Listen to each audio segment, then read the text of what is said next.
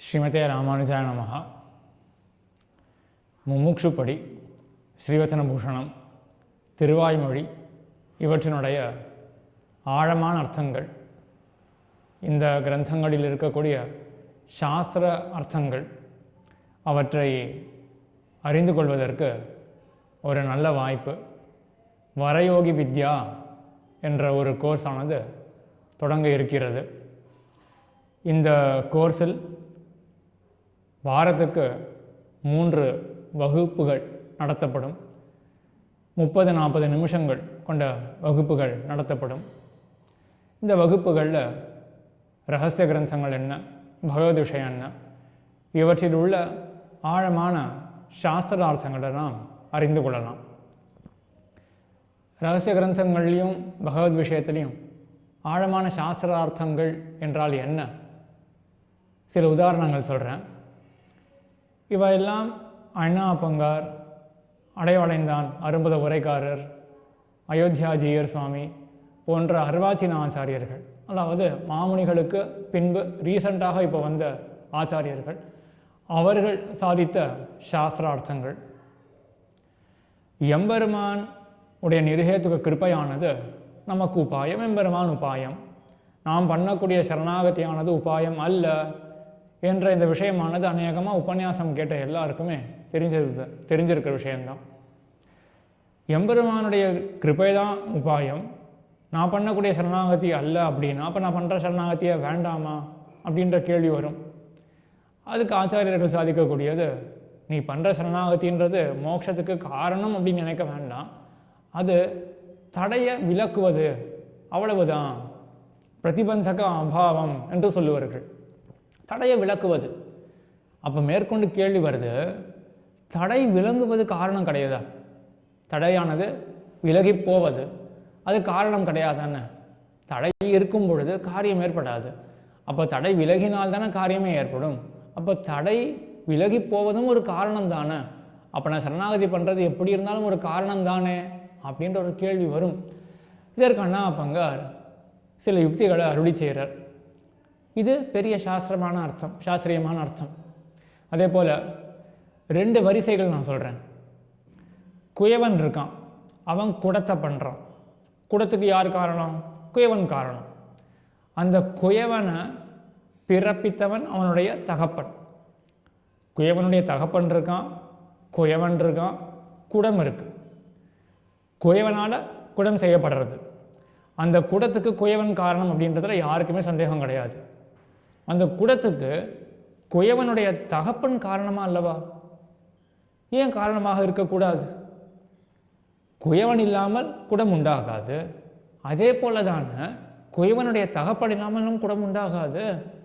ஏன்னா குயவனுடைய தகப்பன் இல்லாமல் போனால் குயவனே இருந்திருக்க மாட்டானே அப்படின்ற ரீதி அனுசரித்தோன்னா அப்போது குடத்துக்கு குயவனுடைய தகப்பனும் காரணம் போல தெரியறது. ஆனால் இங்கே பதில் என்ன அப்படின்னா, குயவனுடைய ரோல் இருக்குது குடத்தை பண்ணுறதுல. குயவனுடைய தகப்பனுக்கு என்ன ரோல் இருக்குதுல? அவனுடைய ரோல் என்ன? குயவனை ஏற்படுத்துவது, அவ்வளோதான் அவனுடைய ரோல். அதோட முடிஞ்சு போயிடுது. அதுக்கப்புறம் குடமானது ஏற்படுறது. அதுக்கும் குயவனுடைய தகப்பனுக்கும் சம்பந்தம் கிடையாது அப்படின்னு சாஸ்திரக்காரான இப்படி அந்நியதா சித்தி அப்படின்னு சொல்லி விவேச்சனை பண்ணி வைப்பார்கள். இது ஒரு வரிசை. குயவன் தகப்பன், குயவன் குடம். சரி, இதில் முதலுக்கும் கடைசிக்கும் சம்பந்தம் கிடையாது, குயவன் தகப்பனுக்கும் குடத்துக்கும் சம்பந்தம் கிடையாது அப்படின்னு பார்த்தோம். மற்றொரு வரிசை, 3 என்டிட்டிஸ் கொண்ட மற்றொரு வரிசையை யோசிச்சு பார்ப்போமே. ஜோதிஷ்டம யாகம் பண்ணுறோம், அதற்கு பிறகு ஸ்வர்க்கம் கிடைக்கிறது. ஆனால் எப்போ கிடைக்கும்? உடனே கிடைக்காது, பல வருஷங்கள் கழிச்சு கிடைக்கும். யாருக்கு? அந்த ஐஸ்வர்யார்த்திகளுக்கு கிடைக்கும். ஆக ஒருத்தன் ஜோதிஷ்டம யாகம் பண்ணுறான், அவனுக்கு எப்போவோ சொர்க்கம் கிடைக்க போகிறது. இடைப்பட்ட காலத்தில் புண்ணியம் அப்படின்றது ஏற்படுறது. நல்ல காரியத்தை செய்ய, ஜோதிஷ்டமம் போன்ற தர்மத்தை செய்ய அந்த ஆத்மாவுக்கு புண்ணியம் ஏற்படுறது. அதற்கு பிறகு அந்த புண்ணிய பலனாக அதற்கு ஸ்வர்க்க அனுபவம் கிடைக்கிறது. இப்போது ஸ்வர்க்க அனுபவத்துக்கு எது காரணம்? புண்ணியம் காரணம். சரி, ஜோதிஷ்ட யாகம் காரணமா அல்லவா? நம்ம அந்த குயவன் தகப்பன் அந்த திருஷ்டாந்தத்தை வைத்துக்கொண்டு பார்த்தோமே என்றால் ஜோதிஷ்டம யாகம் தேவையே கிடையாது. அதுக்கு என்ன ரோல் இருக்குது? ஜோதிஷ்டம யாகத்துக்கு என்ன ரோல்? புண்ணியத்தை ஏற்படுத்தணும், அவ்வளோதானே. புண்ணியம் தான் சொர்க்கத்தை கொடுக்கறது அப்படின்னு சொல்லிடலாம். ஆனால் இங்கே சாஸ்திரக்காரா ஒத்துக்க மாட்டா. கிடையாது, ஜோதிஷ்டோம காரணத்துக்கும் ஜோதிஷ்டோம யாகமும் இங்கே காரணம்தான், எதுக்கு சொர்க்கத்துக்கு காரணம்தான் அப்படின்னு சொல்லுவார்கள். ஏன் சொல்லுவார்கள் அப்படின்றதுலாம் இந்த கோர்ஸில் நம்ம டீட்டெயில்டாக பார்க்கலாம். இந்த 2 திருஷ்டாந்தத்தை மனசில் வச்சுட்டு இப்போ நம்ம பகவத் விஷயத்தில் யோசிப்போமே, எம்பெருமான் விஷயத்தில் யோசிப்போம். எம்பெருமானுடைய நிர்ஹேதுக கிருபை இருக்குது, அதனால் நான் சரணாகதி பண்ணுறேன். அதற்கு பிறகு மோட்சத்துக்கு போகிறது அந்த ஜீவாத்மா. இங்கே 3 என்டிட்டி: எம்பெருமானுடைய நிர்ஹேதுக கிருபை, ஜீவாத்மா பண்ணுற சரணாகதி, அதற்கு பிறகு ஜீவாத்மா அடையக்கூடிய மோட்சம், இல்லாட்டி எம்பெருமான் ஜீவாத்மாவை அடைதல். சரி, இங்கே 3 என்டிட்டி இருக்குது. இப்போது எம்பெருமானுடைய கிருபைக்கும் இங்கே மோட்சம் எம்பெருமான் ஜீவாத்மாவை பெறுவதோ இல்லாட்டி ஜீவாத்மா எம்பெருமானை பெறுவதோ அந்த மோட்சத்துக்கும் சம்மந்தம் இருக்கா இல்லையா? இது அந்த குயவன் திருஷ்டாந்தத்தை போலவா இல்லாட்டி ஜோதிஷ்டோமயாக திருஷ்டாந்தத்தை போலவா அப்படின்ற விவேச்சனம்லாம் சாஸ்திர ரீதியில் பண்ணினோமே என்றால் நன்றாக சம்பிரதாய அர்த்தங்கள் நன்றாக நமக்கு புலப்படும். ஆக இந்த மாதிரி விஷயங்கள், இதற்கு மேலே இந்த நம்ம பண்ணக்கூடிய இந்த சரணாகதி இருக்குது அப்படின்ற இந்த சரணாகதி இருக்குது, இது வியாபாரமும் கிடையாது, இது காரணமும் கிடையாது, இது வெறும் அதிகாரி விசேஷனம்தான் அப்படின்னா இந்த டேர்ம்ஸ்லாம் கொஞ்சம் தெரியாத டேர்ம்ஸாக இருக்கலாம். ஆனால் ரொம்பவே சிம்பிளான விஷயங்கள் தான். இந்த விஷயங்கள் எல்லாவற்றையும் நாம் இந்த சாஸ்திர ரீதியில் எளிமையாக கற்கிறதுக்கு தான் இந்த கோர்ஸ் ஆனது டிசைன் செய்யப்பட்டுள்ளது. இது ரகசிய கிரந்தங்களில் சில உதாரணங்கள் பார்த்தோம். திருவாய்மொழி எடுத்துக்கொள்வோமே, உயர்வர உயரங்களாம் முதல் பாட்டு இருக்குது. இதுக்கு 3 விதமான யோசனைகள் ஆச்சாரியர்கள்லாம் சாதிக்கிறார்கள். வாக்கியைக்க வாக்கிய யோசனா, வாக்கிய பேத யோசனா, பதைக்க வாக்கிய யோசனா அப்படின்னு 3 யோசனைகள் சாதிக்கிறார்கள். யோசனை அப்படின்னா அந்த பதங்களெல்லாம் எப்படி சேர்க்கிறது, அந்த வாக்கியங்களுக்கு எப்படி அர்த்தம் கொள்வது என்றது தான். உயர்வர உயர்நலம் உடையவன் எவன், அவன் மயர்வர மதிநலம் அருளினன்.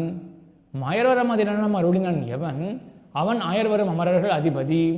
அயர்வரும் அமரர்கள் அதிபதி எவன், அவன் துயரறு சுடரடி தொழிதழன் மனனே அப்படின்னு சொன்னோமே என்றால் இது வாக்கியைக்க வாக்கிய யோஜனா என்று ஆச்சாரியர்களெல்லாம் காட்டுகிறார்கள். பதைக்க வாக்கிய யோஜனா என்றால் எவனவன் உயர்வர உயர்நலம் உடையவன், எவனவன் மயர்வர மதிநலம் அருளினன், எவனவன் அயர்வரும் அமரர்கள் அதிபதி, அவன் துயரறு சுடரடி தொழுதடன் மனனே அப்படின்னா அது பதைக்க வாக்கிய யோஜனா. மற்றொரு யோசனா இருக்குது, வாக்கிய பேத யோசனா. உயர்வர உயர்நலம் உடையவன் எவன், அவன் துயரறு சுடரடி தொழுதடன் மன்னனே. மயர்வர மதிநலம் அருளினன் எவன், அவன் துயரறு சுடரடி தொழுதடன் மன்னனே என்று இப்படி பிரித்து பார்க்கறது வாக்கிய பேத யோசனா என்று சொல்லுவார்கள். இது நமக்கு தெரிந்த பாட்டு தான். அநேகமாக நான் சொல்லும் பொழுதே தமிழ் தெரிஞ்சவர்கள் அவர்களுக்கு சட்டுன்னு ஓரளவுக்கு புரியும் என்ன சொல்ல வரார் அப்படின்றது. இதெல்லாம் நம்ம மீமாம்சா சாஸ்திரத்தை கொண்டு கொஞ்சம் டீப்பாக அனலைஸ் பண்ண போகிறோம். இந்த மாதிரி ரகசிய கிரந்தங்கள் என்ன, அதே போல் திருவாய்மொழி பகவத் விஷயம் என்ன, இதில் இருக்கக்கூடிய சாஸ்திர விஷயங்கள் எல்லாம் பார்க்கறதுக்கு, சாஸ்திரம்னு சொன்னோடனே கஷ்டம்னு நினச்சிக்கவே வேண்டாம். அநேகமாக அந்த ராமானுஜ வித்யா அந்த வீடியோஸை சில பேர் இங்கே பார்த்துருக்கலாம். அதை பார்த்தே சில பேருக்கு தெரிய வந்திருக்கும். ஸ்ரீபாஷ்ய சாரம் அந்த வீடியோஸ் கூட பார்த்துருக்கலாம். ஜிக்ஞாசாதிகரணம், அதே போல் ஜென்மாதிகரணம்னா கஷ்டமான அதிகரணம் அப்படின்னு நினச்சிட்டு இருப்போம். ஒன்றுமே கிடையாது, ரொம்ப சிம்பிளான விஷயங்கள் தான் அது. நம்ம எம்பெருமானா சாதித்தது, மாமனிகள் சாதித்த அர்த்தங்கள் அப்படின்ற அந்த ஆதர அதிசயத்தோடு நம்ம அணுகினாலே போதும், எல்லாமே நமக்கே தெளிவாக எளிமையாக வந்து வென்றும் அந்த அர்த்தங்கள் எல்லாம். ஆக ரகசிய கிரந்தங்கள் என்ன, அதே போல் பகவத் விஷயம் என்ன, இவற்றில் உள்ள சாஸ்திரார்த்தங்களை பார்ப்போம் இந்த குரூப்பில். அதே போல் முறையே அப்பப்போ ஸ்ரீபாஷ்யத்தினுடைய ஒவ்வொரு அதிகரணத்தினுடைய சாராம்சத்தையும் பார்த்து கொண்டே வருவோம். ஆக ரகசிய கிரந்தம், பகவத் விஷயம், ஸ்ரீபாஷ்யம் 3மே நம்ம சில மாதங்களிலே இதை நல்ல உற்பத்தி, நல்ல ஒரு அறிவை இந்த கிரந்தங்களில் சம்பாதித்து கொள்ளலாம் இந்த கோர்ஸை சேர்ந்தோமே என்றால். இதில் அதிகாரிகள் யார் என்றால் எல்லா ஸ்ரீ வைஷ்ணவர்கள், பிராமண அப்ராமண ஸ்திரீ எல்லா ஸ்ரீ வைஷ்ணவர்களும் இதில் அவசியம் கலந்து கொள்ளலாம். 2 அதிகாரம் அப்படின்னு வச்சுட்டு இருக்கிறது என்னென்னா, தேவதாந்திர பஜனம் கூடாது, எள்ளளவும் தேவதாந்திர பஜனம் கூடாது. அது ஒன்று. தேவதாந்திரம் அப்படின்னா எம்பெருமான ஒழிய மற்ற தேவதைகள், சரஸ்வதி பூஜை உள்பட எதுவும் நமக்கு அதோட தொடர்பு இருக்கக்கூடாது. முற்றிலும் தேவதாந்திர பஜனம் கூடாது அப்படின்றது ஒரு க்ரைட்டீரியா. மற்றொரு க்ரைட்டீரியா என்ன அப்படின்னா, எம்பெருமான் தான் நம்மளுடைய வாழ்க்கைக்கு ஒரு சென்டர் ஆஃப் கிராவிட்டியாக, ஒரு சென்ட்ரல் ஃபோர்ஸாக இருக்கணும். எம்பெருமான் தான் மையமாக இருக்க வேண்டும் நம்ம வாழ்க்கைக்கு. நான் என்ன பண்ண போகிறேன் என் வாழ்க்கையை வச்சுட்டு, என்னுடைய கோல் என்ன அப்படின்னா எம்பெருமானுக்கு கைங்கரியம் பண்ணணும் அப்படின்றது தெள்ள தெளிவாக மனசில் நம்ம அந்த ஒரு உறுதியை கொண்டு இருக்கணும். அப்படிப்பட்டவர்கள் அனைவரும் அவசியம் இந்த கோர்ஸில் சேர வேண்டியது. மூன்றாவது ஒரு க்ரைட்டீரியா இல்லை, ஆமாம் ஒரு க்ரைட்டீரியா கூட சொல்லலாம், இந்த நுழைவதற்கு இந்த கோர்ஸில் நுழைவதற்கு ஒரு ஃபீஸ் கட்டி ஆகணும்.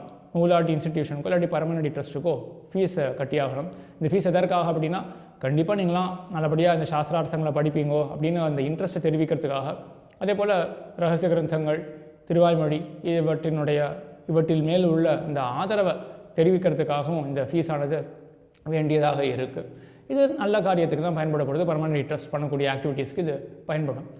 ஆக இந்த ரகசிய கிரந்தங்கள் இவற்றில் உள்ள இந்த சாஸ்திரார்த்தங்களை அறிந்து கொள்வதற்கு அனைவரும் அவசியமாக இந்த கோர்ஸில் கலந்து கொள்ள வேண்டும். இந்த யூடியூப் டிஸ்கிரிப்ஷனில் இந்த கோர்ஸினுடைய இந்த வாட்ஸ்அப் குரூப் க்ரியேட் பண்ணப்பட்டிருக்கு இந்த கோர்ஸ்க்காக, அதனுடைய லிங்கானது கொடுக்கப்பட்டுள்ளது. அவசியம் எல்லாருமே இதில் கலந்து கொள்ள வேண்டும் என்று விண்ணப்பித்து கொண்டு அமைகிறேன். ஆழ்வார் திருவடிகளே சரணம், எம்பெருமானார் திருவடிகளே சரணம், ஜீயர் திருவடிகளே சரணம்.